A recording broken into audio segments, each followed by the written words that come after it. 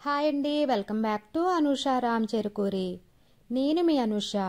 ఈరోజు వీడియోలో నేను ఇంట్లోనే రెస్టారెంట్ స్టైల్లో మేతి చమ్మన్ కర్రీ ఎలా తయారు చేయాలో చూపిస్తాను. చాలా టేస్టీగా ఉంటుంది, చాలా సింపుల్గా ప్రిపేర్ చేసుకోవచ్చు. రోటీ, చపాతీ, నాన్లోకి చాలా బాగుంటుంది. మీరు తప్పకుండా ట్రై చేసి చూడండి, టేస్ట్ అయితే చాలా బాగుంటుంది. మరి లేట్ చేయకుండా ఎలా తయారు చేయాలో చూసేద్దాం రండి. ముందుగా నేను ఇక్కడ 2 కట్ల మెంతికూర తీసుకున్నానండి. బాగా కడగాలి. ఇలా కడిగిన తర్వాత ఇలా ఒలుచుకోవాలి. ఇప్పుడు దీన్ని పక్కన పెట్టుకోండి. తర్వాత ఒక గిన్నెలో 1/2 కప్పు జీడిపప్పు తీసుకోవాలి. ఇప్పుడు ఇందులో వేడి నీళ్లు పోసుకుని అరగంట సేపు నానబెట్టుకోవాలి.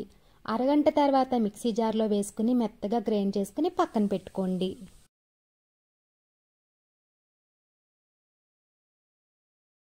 ఇప్పుడు స్టవ్ ఆన్ చేసి ప్యాన్ పెట్టుకుని 1 టేబుల్ స్పూన్ నూనె వేసుకోవాలి. నూనె వేడైన తర్వాత మెంతికూర వేసుకోవాలి. మీడియం ఫ్లేమ్ పెట్టుకుని మెంతికూర పచ్చివాసన పోయే వరకు ఫ్రై చేసుకోవాలి. ఇలా వేయించుకోవడం వల్ల పచ్చివాసన లేకుండా ఉంటుంది. చూసారు కదా, ఈ విధంగా ఫ్రై అయిన తర్వాత ఒక గిన్నెలో తీసుకుని పక్కన పెట్టుకోండి.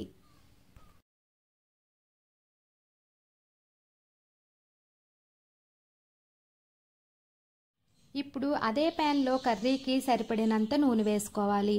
నేను ఇక్కడ 5 టేబుల్ స్పూన్ల నూనె వేస్తున్నానండి. ఇప్పుడు ఇందులో 1/2 స్పూన్ జీలకర్ర, 1/2 స్పూన్ సోంపు వేసుకుని ఫ్రై చేయండి. ఇవి ఫ్రై అయిన తర్వాత 2 మీడియం సైజ్ ఉల్లిపాయలను సన్నగా కట్ చేసి వేసుకోవాలి. ఉల్లిపాయ ముక్కలను బాగా కలుపుకుని మంచి కలర్ వచ్చే వరకు ఫ్రై చేసుకోవాలి. చూసారు కదా, ఉల్లిపాయ ముక్కలు ఈ విధంగా ఫ్రై అయిన తర్వాత ఇప్పుడు ఇందులో 2 పచ్చిమిర్చిని ముక్కలుగా కట్ చేసి వేసుకోవాలి. తరువాత 1/2 టీ స్పూన్ అల్లం వెల్లుల్లి పేస్ట్ వేసుకుని పచ్చి వాసన పోయే వరకు ఫ్రై చేసుకోవాలి.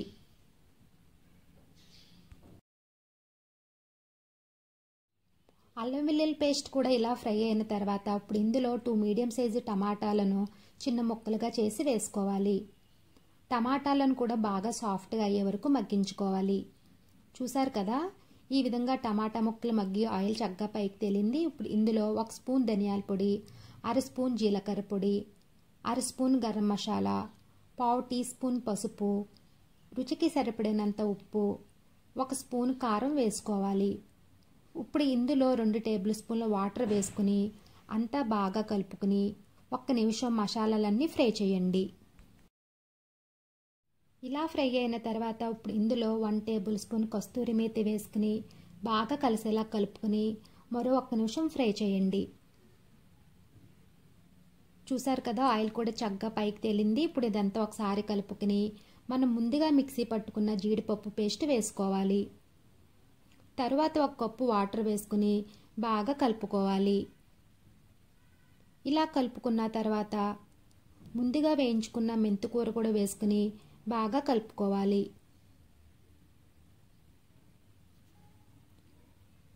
ఇలా కలుపుకున్న తర్వాత మూత పెట్టుకుని మీడియం ఫ్లేమ్ మీద 5 నిమిషాలు ఉడకనివ్వండి. మధ్య మధ్యలో కలుపుకుంటూ ఆయిల్ పైకి వచ్చేంత వరకు ఉడకనివ్వండి.